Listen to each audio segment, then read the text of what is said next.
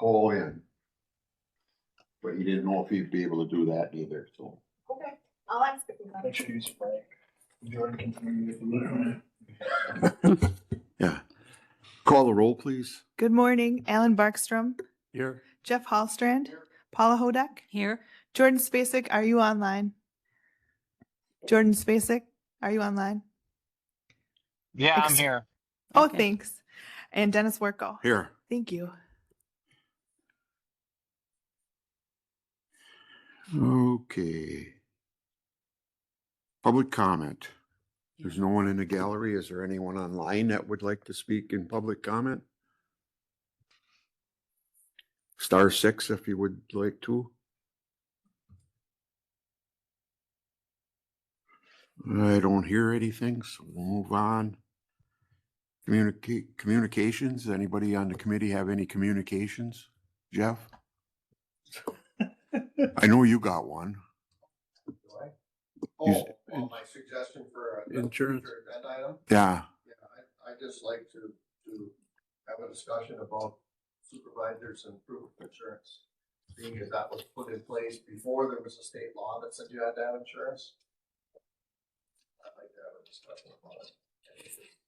On one of the privacy issues. I'm not sure who's speaking, but I can barely hear them. Sorry, he was not using his mic. Way to point on you.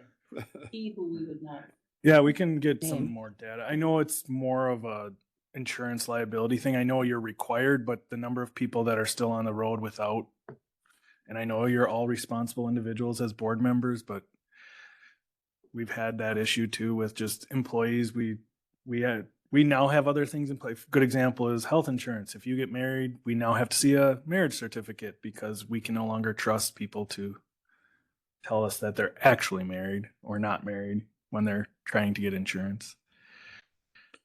Yeah, I got a agenda item also for a future meeting. Yesterday, we had a supervisor abstain from a vote, but participated in the discussion. And that is a violation of Robert's Rules of Order. And I don't know what we could do about that, but I think they have to declare ahead of the debate if they're going to abstain or not, so that we know. I don't know what the answer is. I know they're doing it. I'll look it up. I know they don't have to give a reason why they abstain, Right. according to Robert's rules, but I'll look up the procedure. Yeah, okay, thank you. Anybody else have anything? Okay, we have the minutes from the September 9th meeting. What's your pleasure on the minutes? Make a motion to approve the minutes as presented. I'll second. Okay, we have a motion and a second. Any further discussion? All those in favor? Aye. Aye. Opposed? The motion's carried. Oh, I forgot about Jordan, yeah. Okay, employee status update. Nick? All right, so I'm opening my agenda, sorry. The first section, new hires, promotions, and reassignments. We have Nancy Olson is going to be the program assistant at UW Extension starting 10/29/2025. Terminations, resignations, and retirements. We have Nancy Olson for substitute nutrition site manager. So she was our nutrition site manager. She's leaving that position and going to become the UW Extension program assistant. We have one officer, Daniel Lambert, will be leaving us after 2.5 years on 10/31/2025. And not to share why he's leaving, anything like that, but it isn't like, oh, it's a horrible place, or he had some stuff in his life that made him relocate. So it wasn't anything bad. So that's good. Recruitments, we're currently working on deputy sheriff. We are recruiting for part-time correction officers and dispatcher. Again, that one's ongoing. So the nice thing is we're full staff there. However, we're always looking for individuals that are looking to learn the position, do part-time, eventually possibly be a full-time career type position. Part-time deputies, same thing. And then also tend to have like retired officers that'll come back to do transports, fill in shifts, work for us. So that's why that one's always ongoing. Substitute nutrition site manager, same thing. They're not the full-time position, but they're substitutes part-time. All I got. Mhm.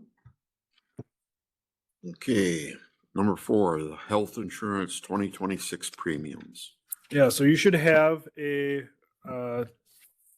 blue sheet with 2 columns in your packet. This is the updated or the 2026 recommended premiums and deductibles. So if you're aware of our previous year, we had 2 or 3 plans. We had a 0 deductible, we had a high deductible that went to Marshfield, so Simply One it was called, and then a high deductible statewide plan. We aren't getting the same discounts we've always gotten with the Simply One, and which means for directing people to that Marshfield clinic. So we've removed that option. It's just with some of the other programs we're putting in place, you're better off just having the statewide side. And then the 0 deductible we got rid of because we only had one or two users on it. So it was just not We're still using the Marshfield Clinic plan. 40%. And right. So the reason they were using it, it was a lower cost. So the premium out of each paycheck was less than the statewide plan. So with the 2 new choices that we put in place, our new base plan is actually cheaper than that original security or the Simply One plan. So we're actually giving you an option that you can still be the same or less cost. So if we go through it, the HSA Choice Care Plan, that's our base plan. And so a monthly premium, so per paycheck for single would be $25.50 or $51 per month. Family plan would be $150. The deductible would be $100 more than last year, and that's in order to stay with the HSA eligible federal number. So it's $3,500 and $7,000 for a family. Co-insurances, this is new this year. So after you've hit your deductible, we've implemented a co-insurance for ER visits. So, or really anything, I guess. It's 20% of any doctoring after $7,000 on a family plan to hit the max out of pocket of $10,000. Really, this comes more for we were having issues with the emergency room and a lot of usage where if you look at what the usage was not emergency room, what the insurance would consider it necessary. So it was costing the county quite a bit. So we're making that a deterrent. It's not the best way to do things using the stick, but we'd rather use the carrot. But in this case, we're just seeing an uptick more and more when there's other options that are available. We'll talk about those other options. So we're not putting people in a bad place. We're actually reducing the cost for other things, but let's get through this first. So the max out of pocket on that HSA choice is $5,000 and $10,000 for single and family. Emergency room, that's what we just talked about, the 20%.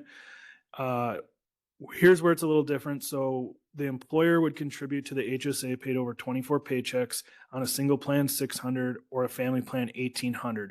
So ultimately what's happening is your premium is paid for by that HSA. So we're saying if you take this high deductible, you take on the risk, you're going to pay more. If you go to the doctor, we're paying for your health. It's a 0 cost health insurance plan.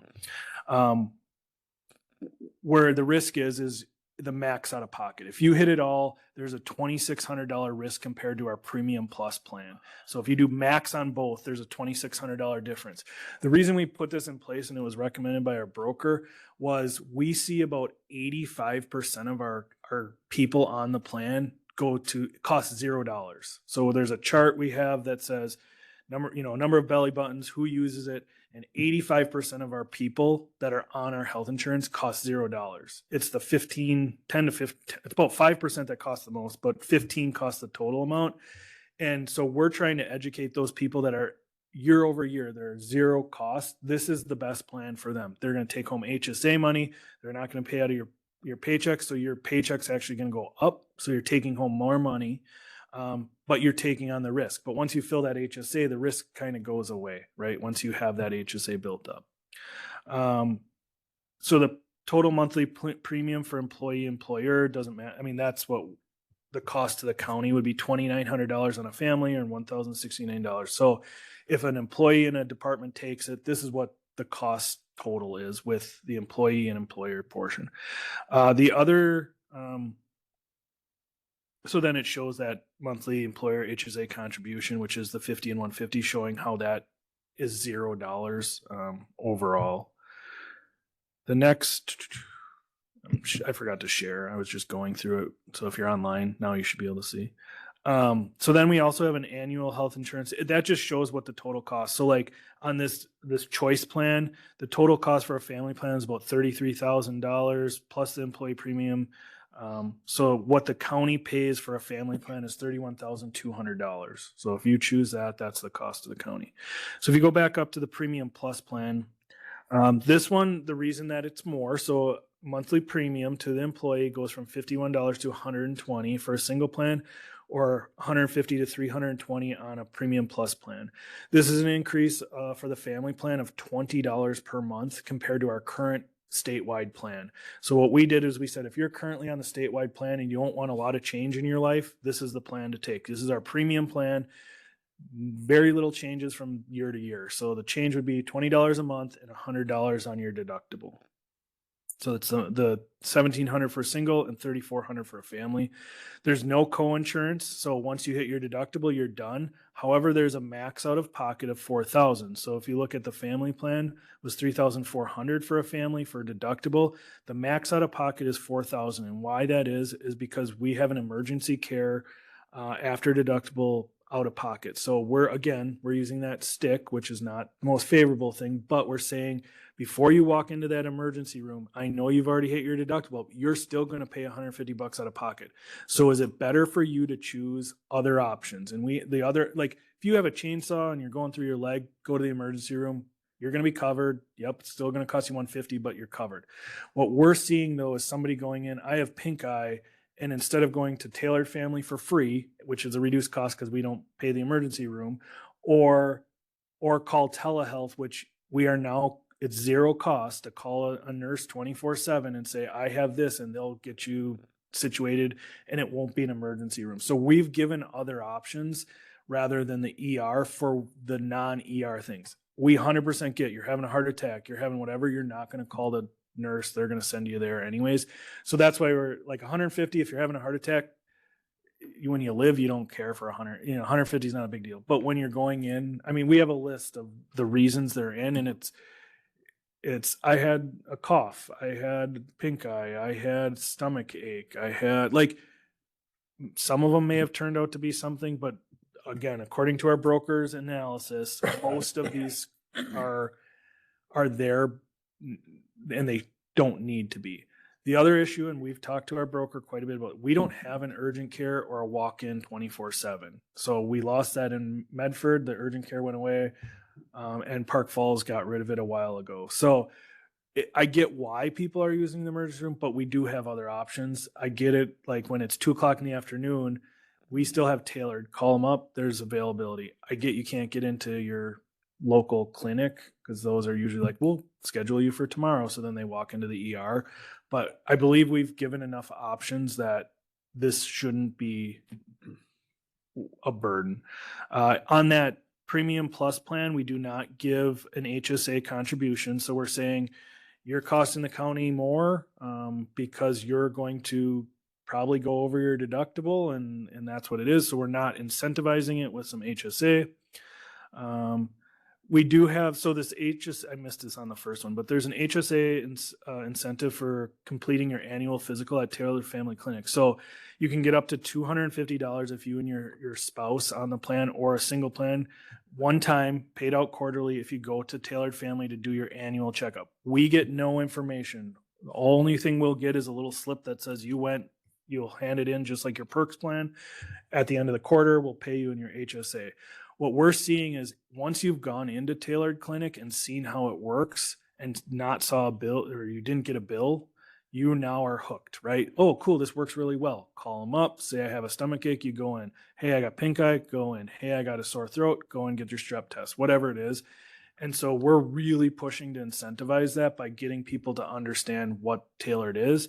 This will probably be a 1-year thing, just to get as many people to go to that annual checkup. And again, this is not a biometrics, what do they call them, where it's like everybody does a blood test and then you get a premium discount on your, this is go in, get your annual physical, get your baselines. Hopefully people that don't normally go in will catch something early and you get $125 in your HSA. That works on both plans. Total monthly premium, you can see the difference. It's $1,207. The family plan is $3,240. We're not contributing to HSA. The annual health insurance plan cost is $35,040. So that's where the counties, it costs more to the department or wherever you're signed up for every family or single plan. We budget $31,200 because we're having the employee make up that difference between the two plans. So again, we're having a benefits fair October 22nd to really educate individuals on this. We're also having our open enrollment. So we're encouraging employees to talk to our broker. So it's not Jennifer, it's not me, even though we're available to go through your health insurance options, but our broker will be here to help you analyze what your options are. And they'll ask key questions like, how often do you go to the doctor? Is it preventative? Because preventative's covered 100% on both. So you might want to choose the high deductible, the choice plan. They'll ask you, when's the last time you've maxed out on your do you have medicines like, $1,000 a month of medicine? Well, you're going to hit your deductible. You're probably going to go on the premium plus, but they'll ask those key questions to make sure you as a consumer can get the right options. Any questions? So your role as the admin committee is to accept these premiums as presented. Some of the other things that we've implemented because of this, so we talked about tailored. This last quarter, we saved another $70,000 using them. We believe that'll only continue to grow per year. So real great program. With incentivizing people to go there for their annuals, we're now implementing that HSA or looking to do the HSA, but they're also going to work with us on a program called Directed Care or Health Check 360. Health Check 360, where Nick goes in and says, oh, my knee really hurts. And they go, okay, you need an MRI. Instead of me traditionally going to Marshfield or Aspirus, which may cost $3,600 or $4,000, which then I'll hit my deductible. I'll cost the county additional money if I've already hit it. They're going to say, here's this app that the county uses called Health Check 360. It'll say, if you were to go to Aspirus, it'll be $3,600. However, if you go over to WASA to imaging of WASA, it's going to be $600. You are going to save the county $3,000. The county has a program where we'll pay you 25% of the savings. So you get $750 as a check. So you're paying $600, which is part of your deductible, but you're actually getting $750. So we're covering your deductible and we're giving you money to drive over there and do this.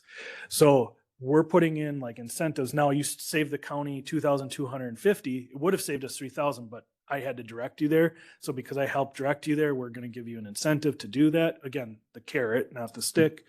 And so we're going to see, we think we'll see some big positives.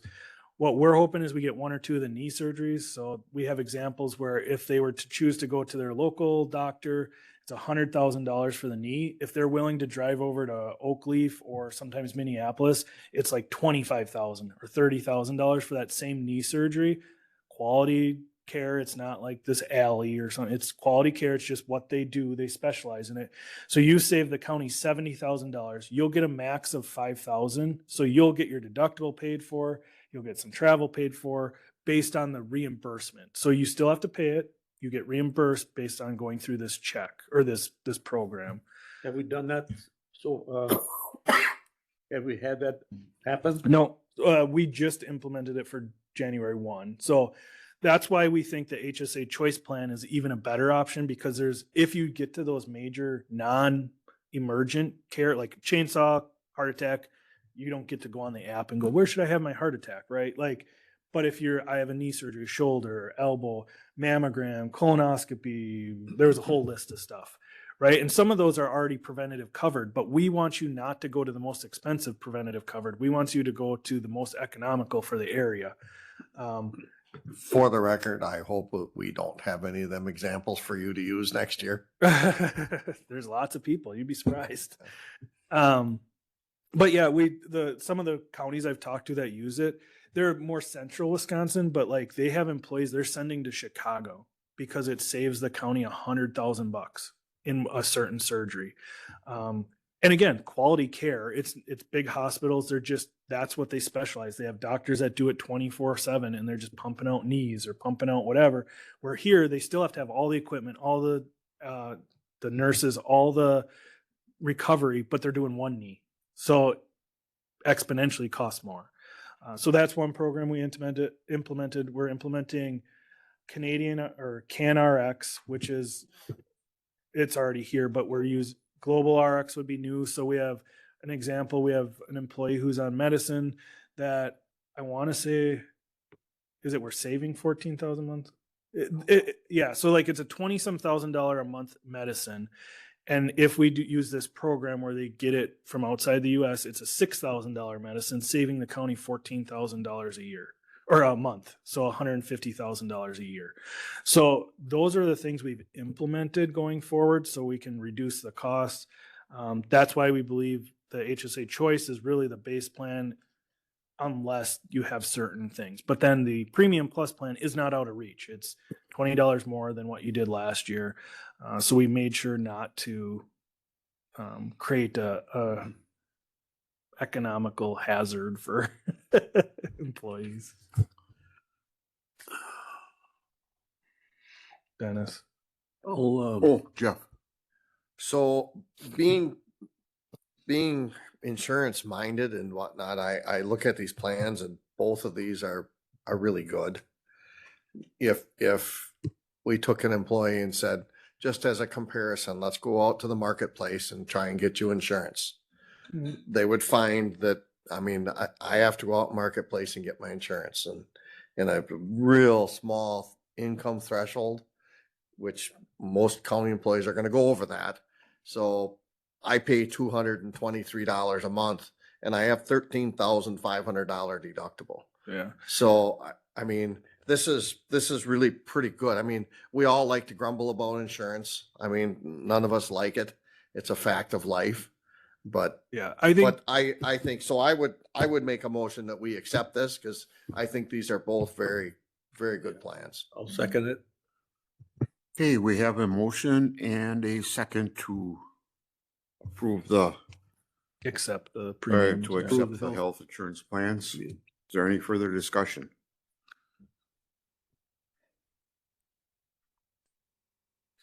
Hearing none, all those in favor? Aye. Opposed? Motion's carried. Thank you. Okay.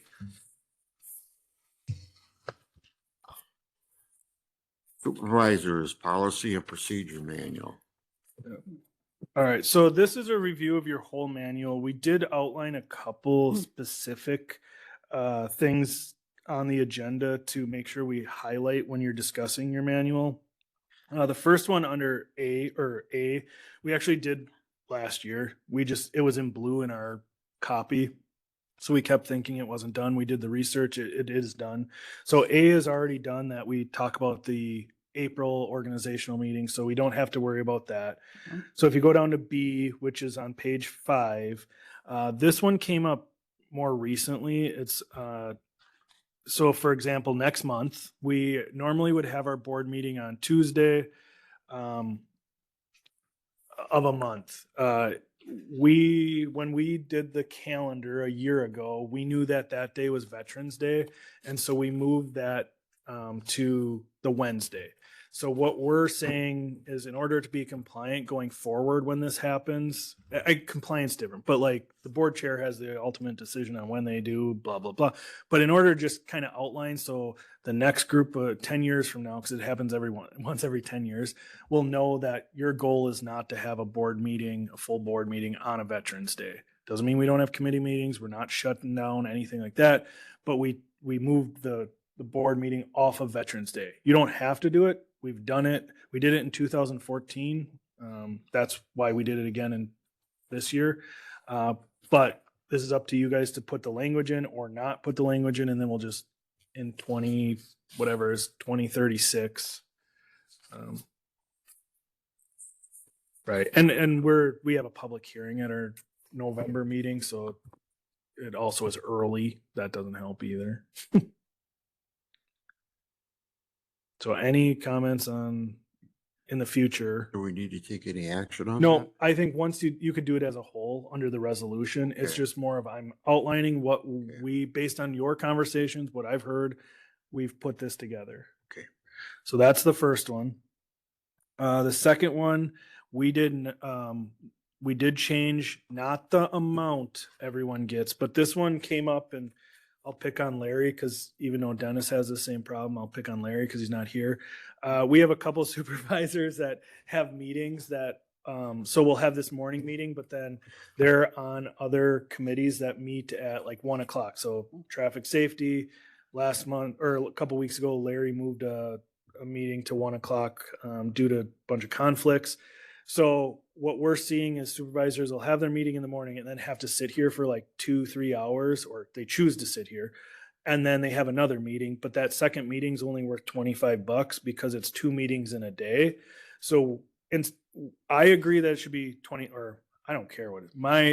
It's worked really well. That $25 for 2 meetings is really good when you have, like if we would have had a 15-minute before this to do something, that's not a full meeting. That's get something approved, have your full meeting. You get the $25 for coming early. What this is saying is if you sit around for more than or if there's not if you sit around, but if there's more of a gap than 1 hour, 1.5 hours between the 2 meetings that you're scheduled in a day, you would get a full per diem for your second meeting. Any issues with that? No. No. Again, this is, yeah. From a person who still works full time, it'd be nice if we could have meetings back to back on days. Yeah, I think 99% that's the goal, is like have the back to back, but it's more of traffic safety is a big one. Yeah. LEPC. There's a couple that it's like a quarterly happening where it just you sit around and then nobody wants to do it. I mean, they do it. Thank you, Dennis, but it's tough where you sit and use a whole day and you don't get that second per diem. Well, like I'll use this example. Law enforcement meets on Thursdays, and that's when traffic safety meets quarterly, but it's on a Thursday. Traffic safety is at 1, law enforcement's at 9. Law enforcement usually lasts less than an hour. So what do?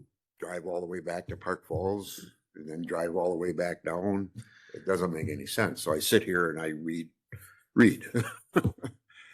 And I just don't think that's right. No. I think it's probably 4 to 8 total times a year. And it's not everybody on the committee. It'd be No. like 4 people total. So probably 4 per diems per year. I apologize to interrupt, but I need to go into a building. So I will probably lose you guys, just so you know. Okay. Okay, thanks, Jordan. Yep.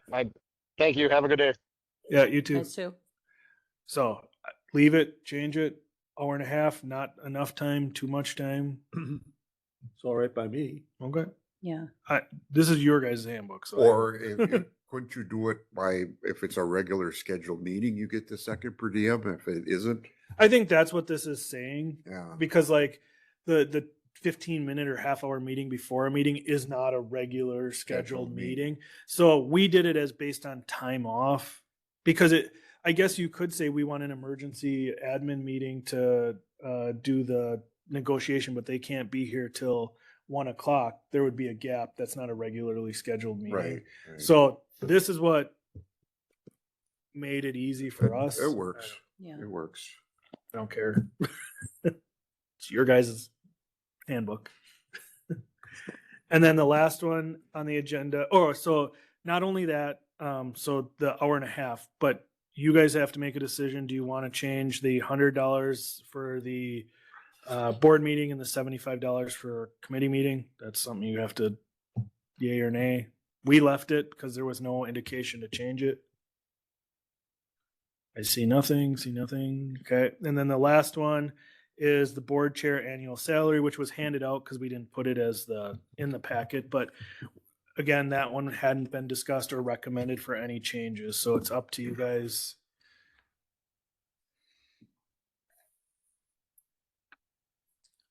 And the reason it's on the agenda is because it's a requirement of Right. the We have to committee do to it. review it annually. Right. I'd recommend. It just didn't leaving come it. up because somebody asked. It was every year the minimum you have to do with your handbook is set your per diems and your salary, or not every year, every 2 years for the next group coming in.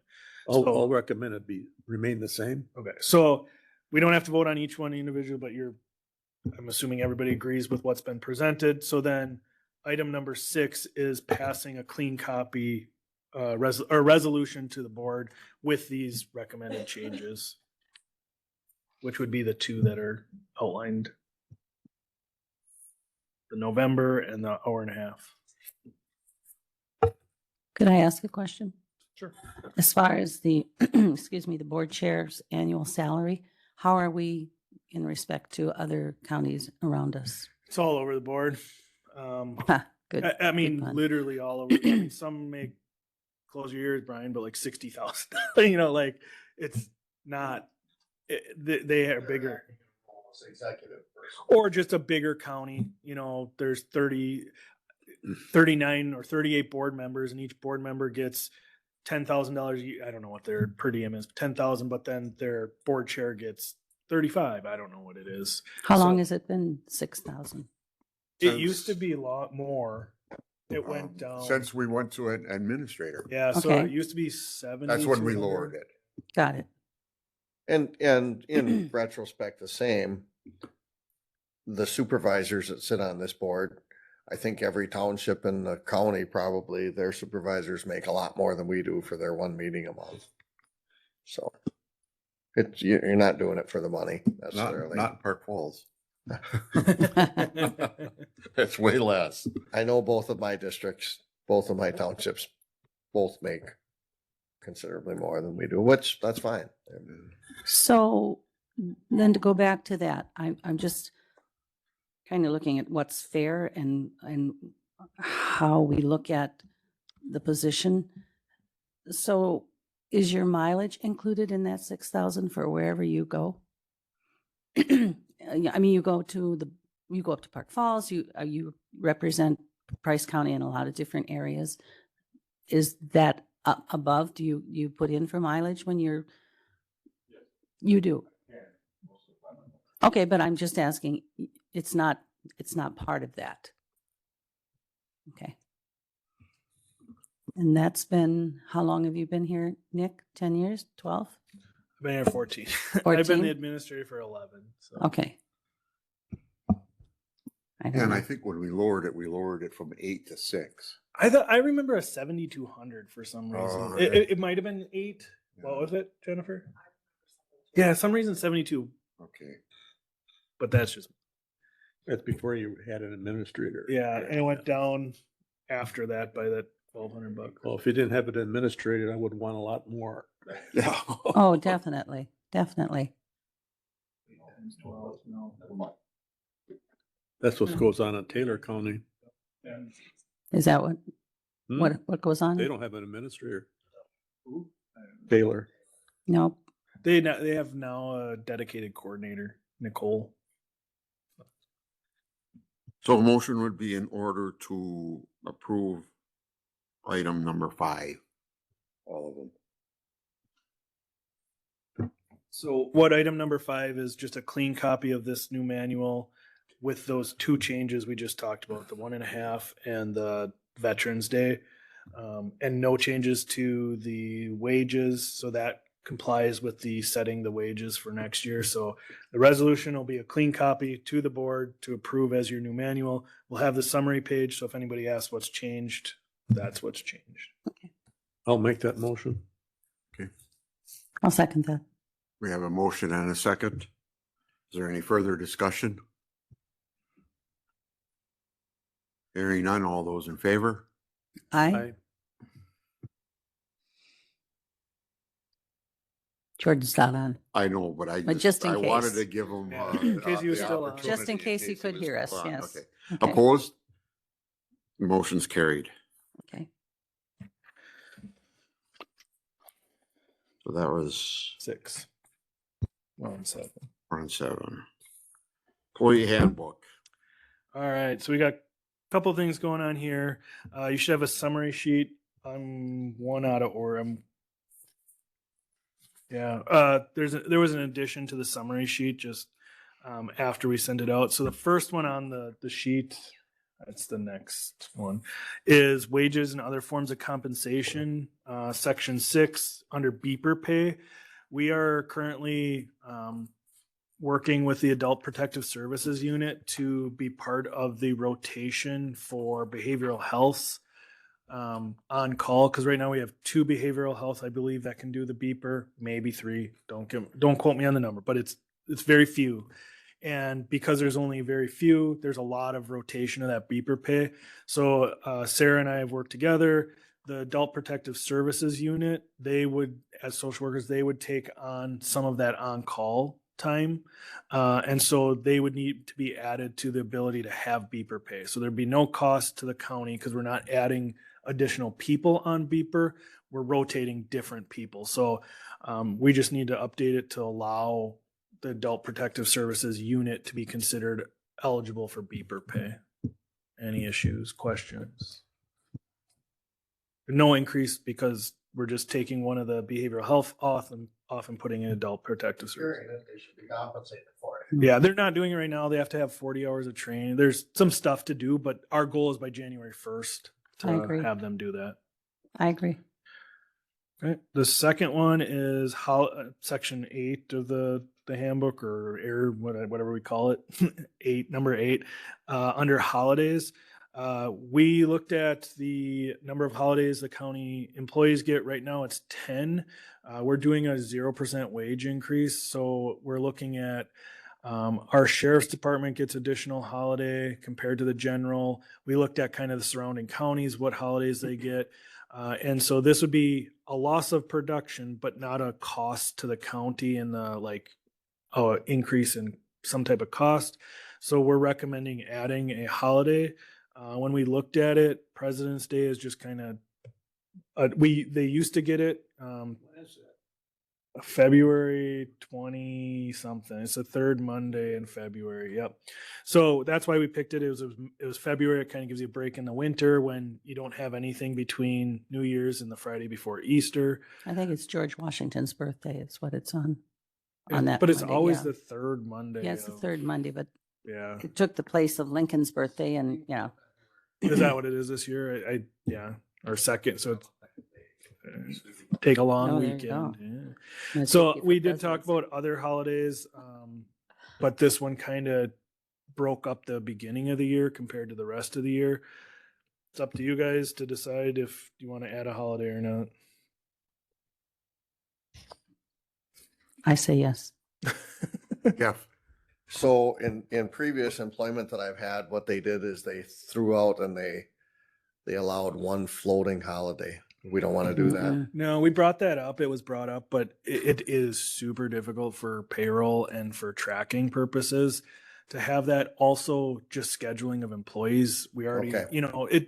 It's really difficult to keep your staff when you only have 3, and all of a sudden there's a whole nother day to do. Well, I just think Yeah. about the highway department and being off February 16th, the potential there for your on-call stuff and calling people in on overtime, and it's Yeah. great. And highway does have a little bit different. So they don't do the New Year's Eve. So number 11 on our list, they actually do a number 5.5. So they do the day after Independence Day. So they do July 5th. So they get a longer summer holiday. So I get it. We're adding a potential day where there may be some holiday overtime, but for the bulk of the employees, it works. Mhm. Yeah, I'm not, I'm Yeah, no, opposed to it. I I, just was, good point. was thinking that, February can be one of our snowy months. Yeah, it was again the few we did kind of throw the feelers out. Like if we do this, I had it at all our department head meeting, and I said, what about this day? What about this day? And it really kind of was a mixed bag. But President's Day was just to break up that Mhm. winter lull. It is a federal holiday, so we also see very, very little traffic here. We don't get mail, so it's one of those where It Well, it's fits. already It slow. fits. Yeah. Yep. People have to stay home.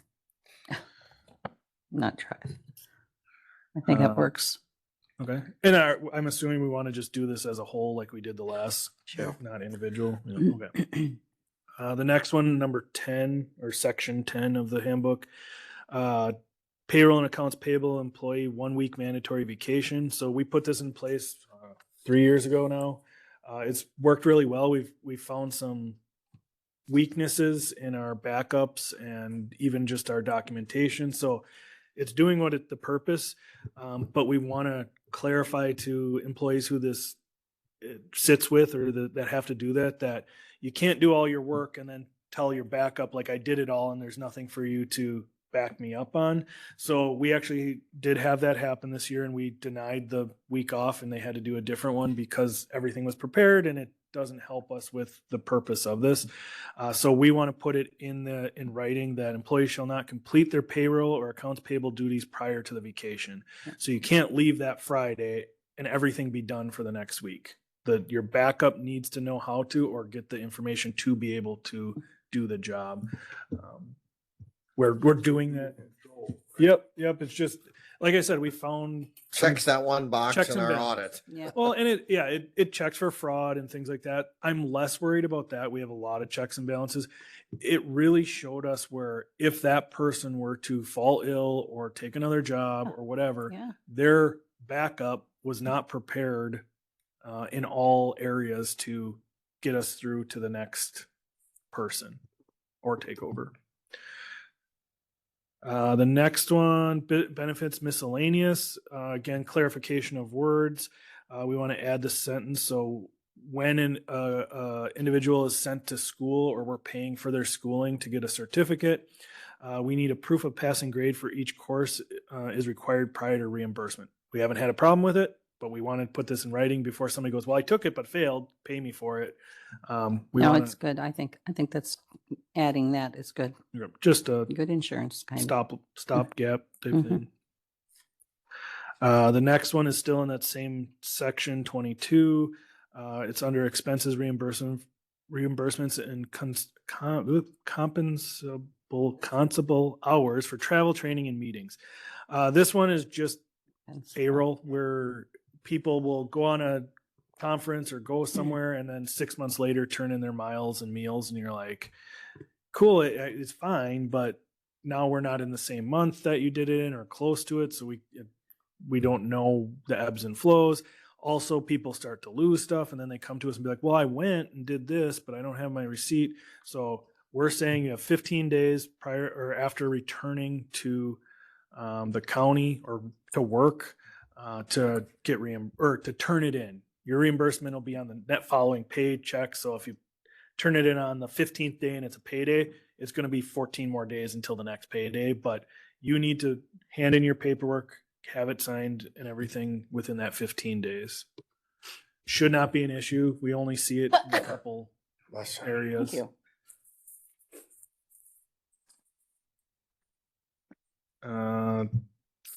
Same section, requesting reimbursement. We added the no later than 15 days from purchase. So it's again, same 2 sentences, but in 2 different spots. And then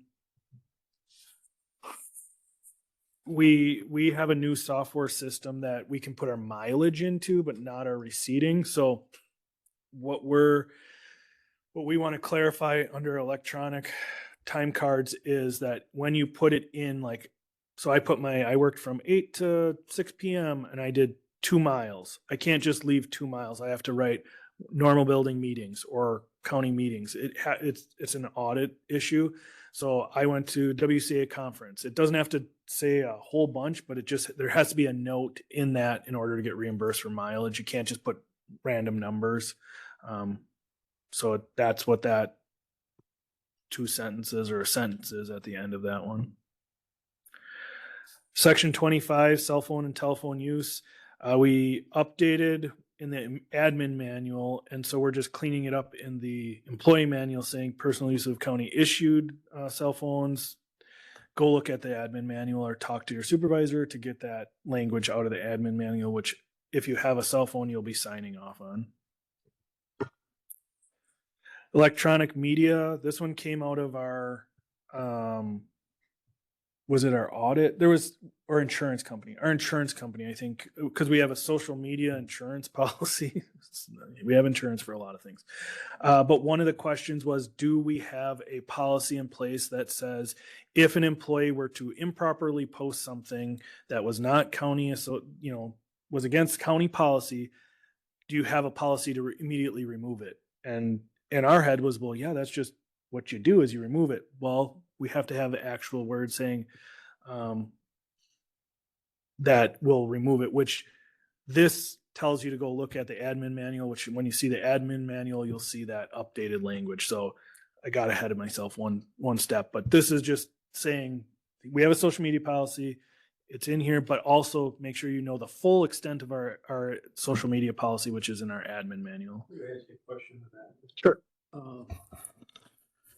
Okay, so you have supervisors and they post. They don't count.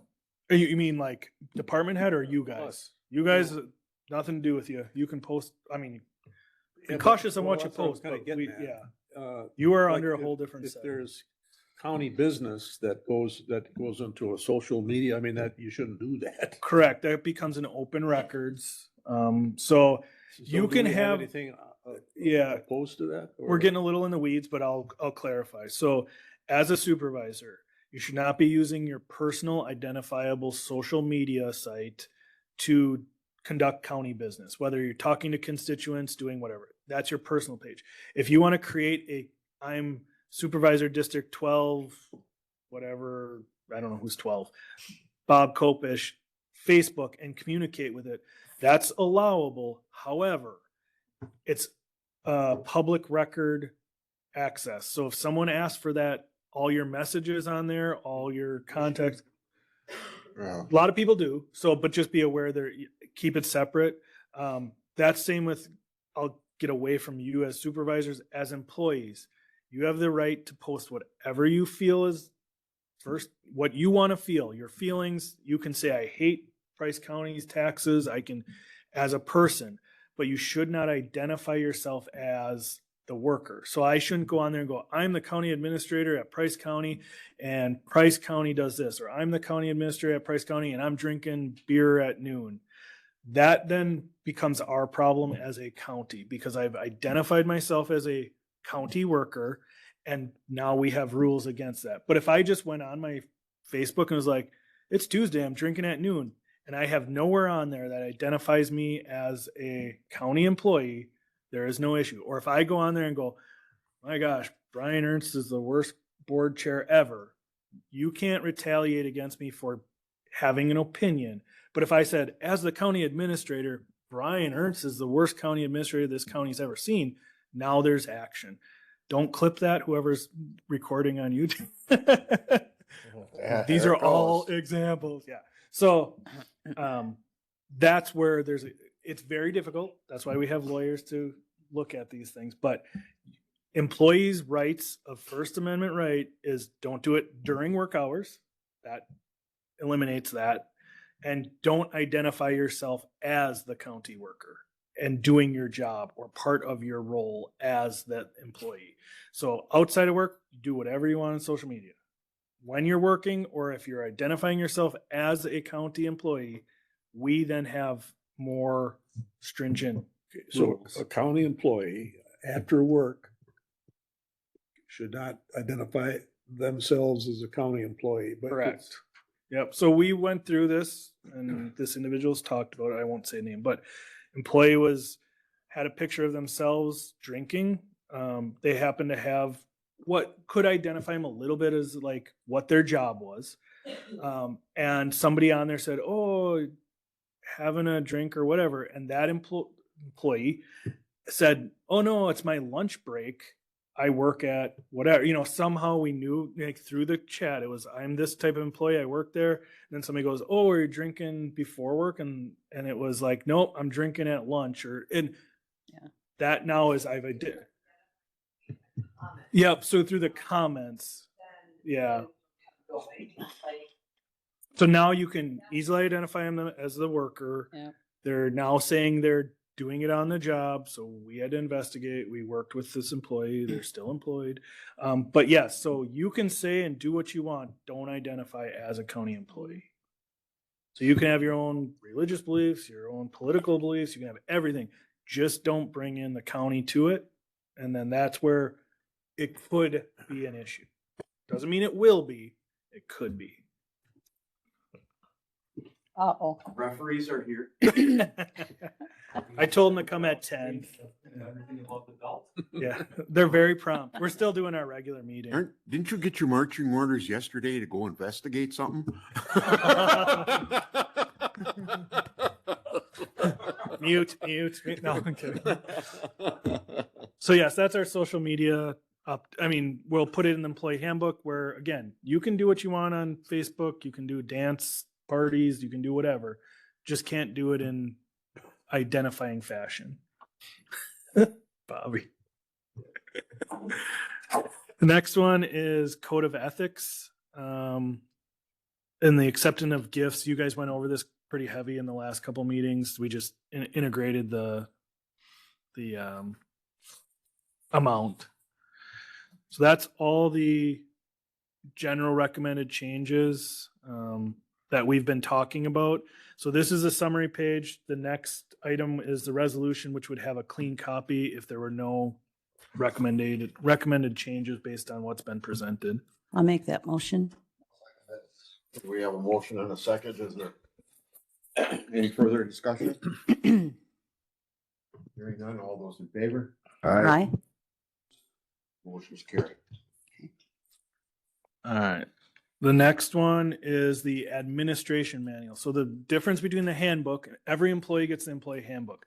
Not every employee gets the administrative manual. That's more of a how we do certain procedures. So what was added to the administration manual was the cell phone policy, which you guys have gone over last time. And like I said, the only addition to that cell phone policy was that we can remove, or not cell phone, the social media one. Cell phone policy didn't change from what you guys approved last time or reviewed. The social media policy, the only change was it added that we can remove like we have a Price County Facebook page, we have a highway Facebook page, vet service. If the vet service puts something on there that wasn't above our standards, we have the right to remove it. That's all it says. It was the update on that social media.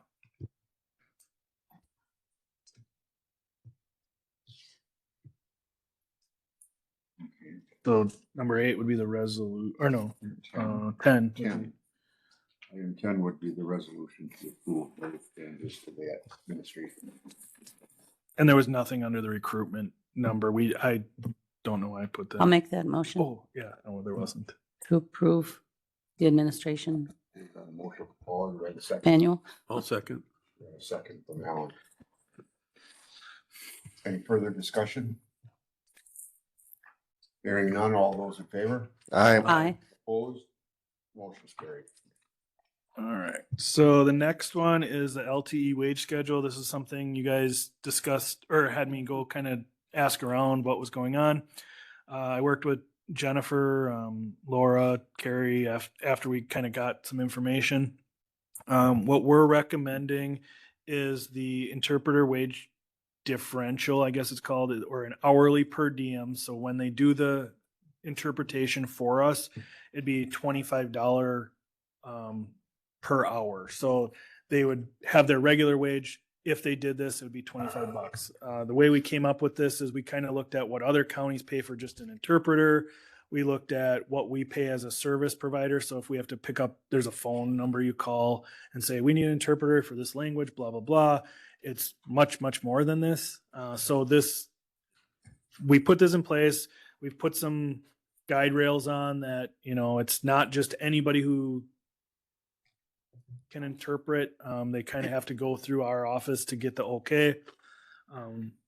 But if they were to help us out with this because of their additional skill set, or if we had the people that could do this, it would be a per diem to do it. We figure about, I don't know, what we say, it's like an hour here, hour there, maybe 4 hours a month on an average. Sometimes we've had a couple days where you use them. So is 2 this hours. 25 additional to their regular wage Yeah. for that day? Or Yep, for that hour. But For that yeah, hour. Yep.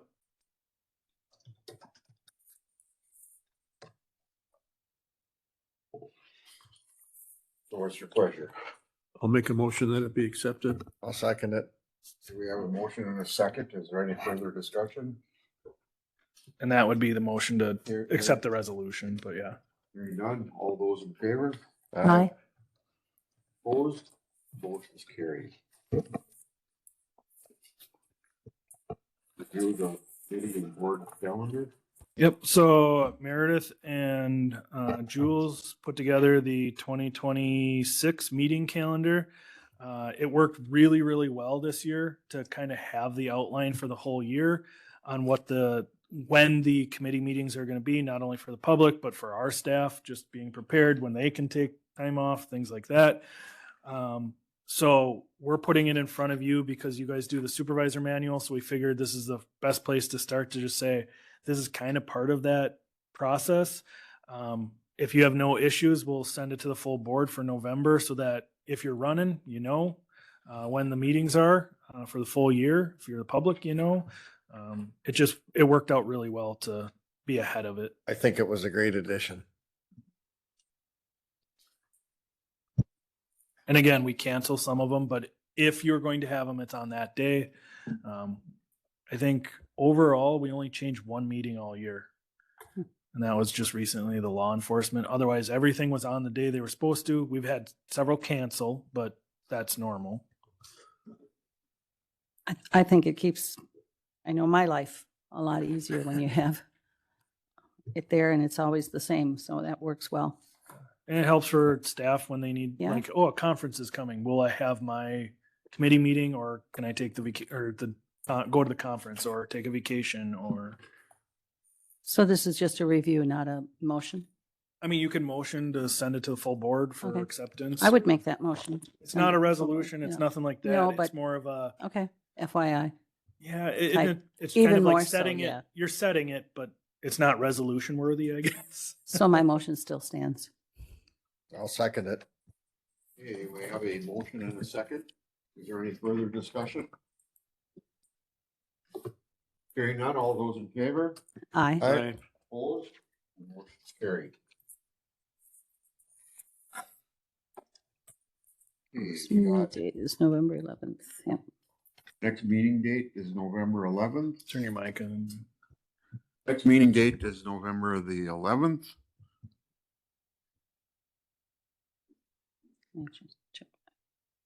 And then we have the negotiations update. Excuse me. I turned my mic on just to cough. You do s- know Veterans Day is November 11th. Yes, committee meetings. We're still going to have. Okay, on just county board. county board is Got what it. we're not having All right. on Veterans Day. Sorry, Jeff. I'm sorry. We can always skip it. The problem is with the union negotiations. So update on the union negotiations. I did have a quick conversation with Kevin, who's I don't know his title, unit rep, the business agent. We both have each other's requests. I asked them to be here at 10:30 today, so we're not enclosed yet. This is still public. Okay. We're heading that way. Yeah. So the update is they will be here at 10:30 today. I'd recommend, take a couple minute break. We'll go into closed session. We'll talk about kind of our maxes, mins, our thoughts on, we did this last time, but just reiterate what we're going to look at. We'll talk about some other surrounding counties, at that time. But the way I see the process going, best case scenario, we come up with a tentative agreement today. We wouldn't then necessarily have to have the November meeting, or I think we could do it before the board meeting. We'd have a resolution to accept or ratify, which would be in time for the November meeting. If we do not come to agreement today, we still have November 11th, which is still before the board meeting, to come up with something. If we can't settle at that meeting, then we're not meeting as a full board till February. So there would be, we could not ratify in time for the start of the year. So best case, we're done today. Worst case, we're 10 months in, like I've seen, 4 contracts ago. Any questions about the process today or how this works? We could always add a December meeting if we had to, but we not. We could add as many But there's meetings no as county board admin. The meeting. problem is I'm saying we could add a Oh, we county board could, meeting yeah. to ratify it if the need arose. that you'd be very nice to the union to have a whole meeting. to Well, you know ratify. what? Yeah. We need to work together. Or you could just tell them we have a November meeting and a February meeting. Jeez. That's the normal. Yeah. Again, the process, we did not bring in legal today. I mean, we're still public. Everybody can hear us. The process, normally we'd have legal here. Based on their requests, our request, there wasn't anything that Brian and I felt was going to be a legal worthy, need that person to kind of help. So that's positive. The process usually is a group of us sit at the front or middle table. You guys kind of sit and watch. We send them out of the room. We talk. They come back in. We both talk. Send them out of the room, back and forth until we either have an agreement or we're at a standstill for the day. That's kind of the process. So we'll take a few minute break here until we go into closed session. Sounds So good. I am going to end the online meeting and stop the recording because everything after this is closed session. And we may have to take action on the way out, but I'm not going to put people in a waiting room for hours to check that. So.